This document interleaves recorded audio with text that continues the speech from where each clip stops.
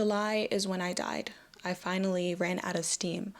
I lived the same day in the same clothes, and I decided not to feel like I was living. I left my body to fend for itself while I floated, returning to smile and laugh with Bluey and gentle marbles. I was without a home, questioning relationships, and at a level of mental instability where I couldn't recognize myself.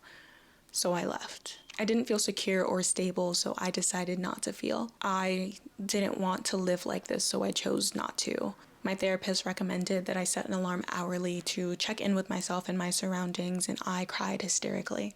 I promised that I would be okay, that I was on time and present for work meetings and therapy.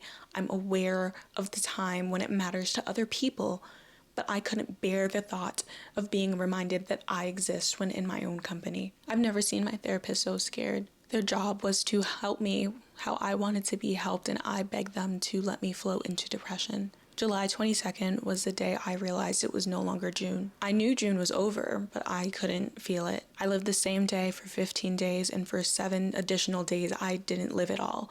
I just rotted. My bed consumed me as I consumed media that could only spark joy so that I could laugh and smile, because if I was going to feel something, it needed to be pleasant. In my little interactions with the world this month, I learned 2 things. 1, people are only nice to you if you break down crying. And 2, I hate being told that I have it worse than someone else.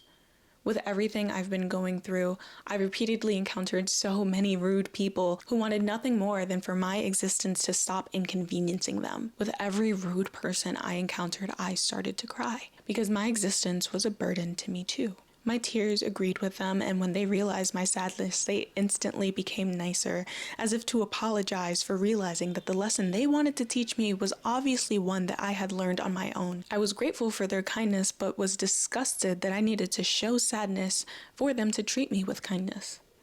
They were willing to treat me as if I've ruined their day before I even got a chance to say hello, not knowing that their treatment had ruined mine. I would have hid my pain better if I had continued to exist as a guard to my emotions, but all I could do was float.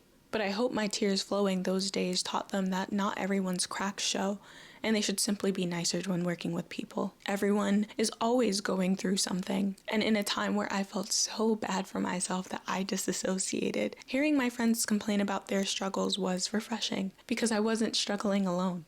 But it was often followed by, but I shouldn't complain because look at what you're going through. And I appreciate their concern, but it always felt like they were shoving their fingers into a wound. Everyone has their own battle, and their fight doesn't stop because mine is bloodier. Everyone is allowed to complain about their challenges, and it sucks going through them, but it hurts even more being declared the one who struggles the hardest.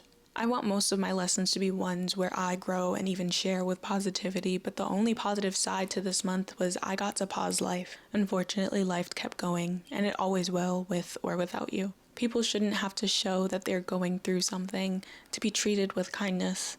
Some people are too comfortable giving others bad days because of whatever external factors, and my experience this month proved that I need to broadcast my suffering in order to receive kindness.